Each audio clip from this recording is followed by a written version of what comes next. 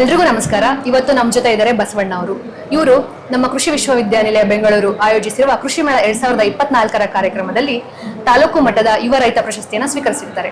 ಬನ್ನಿ ಅವರನ್ನ ಮಾತಾಡ್ಸೋಣ. ಸರ್, ನೀವು ತಾಲೂಕು ಮಟ್ಟದ ಯುವ ರೈತ ಪ್ರಶಸ್ತಿಯನ್ನ ನಮ್ಮ ಕೃಷಿ ವಿಶ್ವವಿದ್ಯಾಲಯದಿಂದ ಪಡೆದಿರ್ತೀರಾ, ಅದಕ್ಕಾಗಿ ಅಭಿನಂದನೆಗಳು ಸರ್. Thank you sir. ನೀವು ಹೇಳಿ, ನೀವು ಏನ್ ಕೃಷಿಯನ್ನ ಮಾಡ್ತಾ ಇದ್ದೀರಾ, ಯಾವ ರೀತಿಯಾದ ಬೆಳೆಗಳನ್ನ ಮೇಡಮ್? ನಾವು ಕ್ರಾಪ್ಸ್, ವೆಜಿಟಬಲ್ ಎಲ್ಲ ಬೆಳಿತೀವಿ ಮೇಡಮ್. ಮತ್ತೆ ತೆಂಗು ಬೆಳಿತೀವಿ, ಅದು ಬಿಟ್ಟು ಹೈನುಗಾರಿಕೆ ಮತ್ತೆ ಮೀನುಗಾರಿಕೆ ಎಲ್ಲ ಮಾಡ್ಕೊಂಡಿದ್ದೀವಿ ಮೇಡಮ್. ಒಟ್ಟಾರೆಯಾಗಿ ಸಮಗ್ರ ಕೃಷಿಯನ್ನ ಹೌದು ಮೇಡಮ್. ಏನು ನಮ್ಮ ರೈತರಿಗೆ ಏನು ಅನುಕೂಲ ಆಗಿದೆ ಕೃಷಿಯಲ್ಲಿ, ಅದು ಏನ್ ಮಾಡಬಹುದು ಎಲ್ಲಾನು ಮಾಡ್ತಾ ಇದ್ದೀವಿ. ಅದಕ್ಕೆ ಆ ಕೃಷಿಗೋಸ್ಕರ ನಮ್ಮ ವಿಶ್ವವಿದ್ಯಾನಿಲಯ ನಿಮ್ಗೆ ಹೇಗೆ ಸಹಾಯಕಾರಿಯಾಗಿದೆ? ಸಹಾಯಕಾರಿ ಅಂದ್ರೆ ಮೇಡಮ್, ನಮಗೋಸ್ಕರ ಅಂದ್ರೆ ನಮ್ಮ ಗುಂಡ್ಲುಪೇಟೆ ತಾಲೂಕು ತೋಟಗಾರಿಕೆ ಕಡೆಯಿಂದ ಅದ್ರ ಬಗ್ಗೆ ಅಭಿವೃದ್ಧಿ ಪಡ್ಕೊಂಡು ನಾವು ಇದೇ ತರ ಅಂತ ಹೇಳಿದಾಗ ಪಂಪಣ್ಣಗೌಡ ಸರ್ ಅವ್ರು ಬಂದು ನಮ್ಮ ಇದು ಮಾಡಿ ಎಲ್ಲ ಮಾಡಿ ಸಹಾಯ ಮಾಡಿಕೊಟ್ರು. ಹಂಗಾಗಿ ಇದೇ ಫಸ್ಟ್ ಟೈಮ್ ನಾನು ಬರ್ತಾ ಇರೋದು. ಅವಾರ್ಡ್ ಇದಕ್ಕೆ ಫಸ್ಟ್ ಟೈಮ್ ಬರ್ತಾ ಇರೋದು. ಇದು ನೀವು ಮೊದಲನೇ ಸಾರಿ ಕೃಷಿ ಮೇಳ? ಇದೇ ಮೊದಲನೇ ಬಾರಿ ಕೃಷಿ ಮೇಳಕ್ಕೆ ಬಂದಿರೋದು. ಅಗ್ರಿಕಲ್ಚರ್ ಸ್ಟಾರ್ಟ್ ಮಾಡಿ ಮೇಡಮ್ 12 ವರ್ಷ ಆಗಿದೆ. ನಮ್ಮ ತಂದೆಯವ್ರು ಮಾಡ್ತಾ ಇದ್ರು, ಇವಾಗ ನಾನು ಮಾಡ್ತಾ ಇದ್ದೀನಿ. ಪ್ರಶಸ್ತಿ ಇದಕ್ಕೆ ಬಂದಿರೋದು ಇದೇ ಫಸ್ಟ್ ಟೈಮ್. ಅಭಿನಂದನೆಗಳು ಸರ್ ಅದಕ್ಕಾಗಿ. ಸರ್, ಈ ಎಲ್ಲ ಕೃಷಿಯನ್ನ ಮಾಡ್ತಾ ಇದ್ದೀರಲ್ಲ ಸರ್, ಈಗ ಹವಾಮಾನ ಬದಲಾವಣೆ ಅನ್ನೋದು ಪ್ರಚಲಿತದಲ್ಲಿರೋ ವಿಷಯ. ನೀವು ಯಾವ ತರಹದ ಹವಾಮಾನ ಬದಲಾವಣೆಗಳನ್ನ ಎದುರಿಸಿದ್ದೀರಿ ಸರ್ ನೀವು ಕೃಷಿ ಮಾಡುವಾಗ? ಮೇಡಮ್, ನಾವು ಕೃಷಿ ಮಾಡುವಾಗ ಅಂದರೆ ಈ ಮಾಮೂಲಿ ಮೋಡ ಮತ್ತು ಈ ಥರ ಆದಾಗ ಮಳೆಯಲ್ಲಿ ಮಳೆಗಾಲಕ್ಕೆ ಯಾವುದು ಸೂಕ್ತವಾಗಿದೆ ಫಸಲು ಅದು ಮಾಡ್ಕೋತೀವಿ. ಬೇಸಿಗೆ ಯಾವ ರೀತಿ ಆಗುತ್ತೆ ಅದು ಮಾಡ್ಕೋತೀವಿ. ಮತ್ತು ಚಳಿಗಾಲಕ್ಕೆ ಸ್ವಲ್ಪ ಕಮ್ಮಿ ಮಾಡ್ತೀವಿ ಮೇಡಮ್ ಕೃಷಿನ. ಅದಕ್ಕೆ ನಮ್ಮ ವಿಶ್ವವಿದ್ಯಾನಿಲಯ ನಿಮ್ಗೆ ಯಾವ ಥರ ಸಹಕಾರಿಯಾಗಿ ನಿಂತಿದೆ ಸರ್ ನಿಮ್ಮ ಜೊತೆ? ಮೇಡಮ್, ಪರವಾಗಿಲ್ಲ. ಹೇಳ್ಕೋಬೇಕು ಅಂದರೆ ನಮ್ಮ ಗುಂಡ್ಲುಪೇಟೆಗೆ ನಿಮ್ಮ ತೋಟಗಾರಿಕೆ ಇದರಿಂದ ಎಲ್ಲನೂ ಹೆಲ್ಪ್ ಮಾಡಿದ್ದಾರೆ ಮೇಡಮ್. ಬಂದು ವಿಸಿಟ್ ಎಲ್ಲ ಕೊಟ್ಟು ಯಾವ ಟೈಮ್ಗೆ ಏನು ಮಾಡಬೇಕು ಎಲ್ಲ ವಿಸಿಟ್ ಕೊಟ್ಟು ಎಲ್ಲ ಹೇಳ್ಕೊಟ್ಟು ಹೋಗಿದ್ದಾರೆ ಮೇಡಮ್.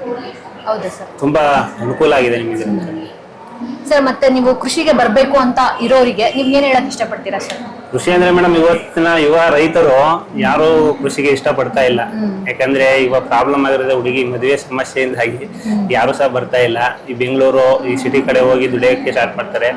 ಅಲ್ಲಿ ಹೋಗಿ 10 ರಿಂದ 20 ಸಾವಿರ ಸಂಬಳ ತಗೊಂಬದ್ಲು ಮೇಡಮ್, ನಮ್ಮಲ್ಲೇ ಇದ್ಕೊಂಡು ಕೃಷಿ ಮಾಡ್ಕೊಂಡು ನಾವು ಇನ್ನೊಬ್ರು ಬೇರೆ ದೇಶದಿಂದ ಬಂದು ಅವರು ಕಂಪ್ನಿ ಮಾಡ್ತಾರೆ, ನಾವು ಹೋಗಿ ದುಡಿತೀವಿ, ಅವ್ರ ಉದ್ಧಾರ ಆಗ್ತಾ ಇರ್ತಾರೆ, ನಮ್ಮ ಸಂಬಳ ಸಿಗ್ತಾ ಇರ್ತವಕ್ಕೆ. ಅದೇ ನಮ್ಮಲ್ಲಿರೋ ಪ್ರಾಪರ್ಟಿ ನಾವೇ ಹೆಚ್ಚುವರಿ ಮಾಡ್ಕೋಬೇಕು. ಊರಲ್ಲಿ ಇಟ್ಕೊಂಡು ಅಪ್ಪ ಅಮ್ಮನ ಜೊತೆ ಎಲ್ಲವೇ ಚೆನ್ನಾಗಿ ನೋಡ್ಕೊಂಡು ಕೃಷಿನ ಇನ್ನೂ ಸಹ ಉತ್ತಮ ಮಟ್ಟದಲ್ಲಿ ತಗೊಂಡು ಹೋಗ್ಬೇಕು ಅಂತ ನನ್ನ ಅನಿಸಿಕೆ. ಅಂದ್ರೆ ಕೃಷಿಯಲ್ಲಿ ನಾವು ಶ್ರಮ ಪಟ್ಟು ದುಡಿದ್ರೆ ಅದರಲ್ಲೂ ಕೂಡ ಉತ್ತಮವಾದ ಬದುಕನ್ನ. ಹೌದು ಮೇಡಮ್, ಲಾಭ ಇದೆ. ನಾವು ಯಾವ ರೀತಿ ಯಾವ ಟೈಮ್ಗೆ ಏನು ನಾವು ಈಗ ಒಂದು ಟೊಮೊಟೊ ಒಂದು ಬೆಳೆ ಆಗಿರ್ಬೋದು, ಯಾವ ಟೈಮ್ಗೆ ಯಾವ ಹಂತದಲ್ಲಿ ಏನು ಮಾಡ್ಬೇಕು ಮಾಡಿದ್ರೆ ಮೇಡಮ್ ಯಾವುದೇ ಕಾರಣಕ್ಕೂ ವ್ಯವಸಾಯದಲ್ಲಿ ಲಾಸ್ ಅಂತೂ ಇಲ್ಲ. ಅಂದ್ರೆ ಮಾಡೋ ಅಂತ ಮೆಥಡ್ ಗೊತ್ತಿರ್ಬೇಕಷ್ಟೇ. ಫಸ್ಟ್ ಮಾಡೋ ಅಂತ ಮೆಥಡ್ ಗೊತ್ತಿದ್ರೆ ಯಾವುದೇ ಫಸ್ಟ್ಲಾಗಲಿ ಲಾಸ್ ಅಂತೂ ಇಲ್ಲ, ಎಲ್ಲ ಲಾಭನೇ. ಲಾಸ್ಟ್ಗೆ ಕಮ್ಮಿ ಅಂದ್ರೆ ಮೇಡಮ್ ನಾವು ಹಾಕಿರೋಂಥ ಬಂಡವಾಳ ಸಹ ಸಿಗುತ್ತೆ ಕಮ್ಮಿ ಅಂದ್ರೆ ವೈಜ್ಞಾನಿಕ ಪದ್ಧತಿಗಳನ್ನ ಅಳವಡಿಸಿಕೊಂಡು ಕೃಷಿ ವಿಶ್ವವಿದ್ಯಾನಿಲಯ ಆಗಿರ್ಬೋದು, ಕೃಷಿ ವಿಜ್ಞಾನ ಕೇಂದ್ರಗಳ ಸಹಾಯದಿಂದ ನಾವು ಕೃಷಿಯನ್ನ ಮಾಡಿದ್ರೆ ಅದರಲ್ಲೂ ಕೂಡ ನಾವು ಲಾಭವನ್ನ ಪಡಿಬಹುದು, ಯಶಸ್ಸನ್ನ ಪಡಿಬಹುದು ಅನ್ನೋದು ನಿಮ್ಮ ಅಭಿಪ್ರಾಯ? ಹೌದು ಮೇಡಮ್, ಖಂಡಿತ ಲಾಭ ಪಡಿಬಹುದು.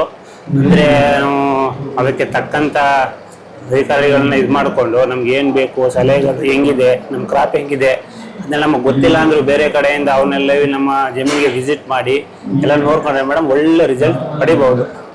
ಸರ್, ನೀವು ಯುವ ರೈತ ಪ್ರಶಸ್ತಿಯನ್ನು ಸ್ವೀಕರಿಸಿ ಇನ್ನು ಯುವ ರೈತರಿಗೆ ಮಾದರಿಯಾಗಿ ಇದೀರಾ ಸರ್. ನಿಮ್ಮ ಅತ್ಯುತ್ತಮವಾದ ಸಮಯವನ್ನು ನಮ್ಮ ಜೊತೆ ಕಳೆದು ನಿಮ್ಮ ಅಭಿಪ್ರಾಯಗಳನ್ನ ನಮ್ಮ ಜೊತೆ ಹಂಚಿಕೊಂಡಿದ್ದಕ್ಕೆ ತುಂಬಾ ಧನ್ಯವಾದಗಳು. Thank you thank you sir.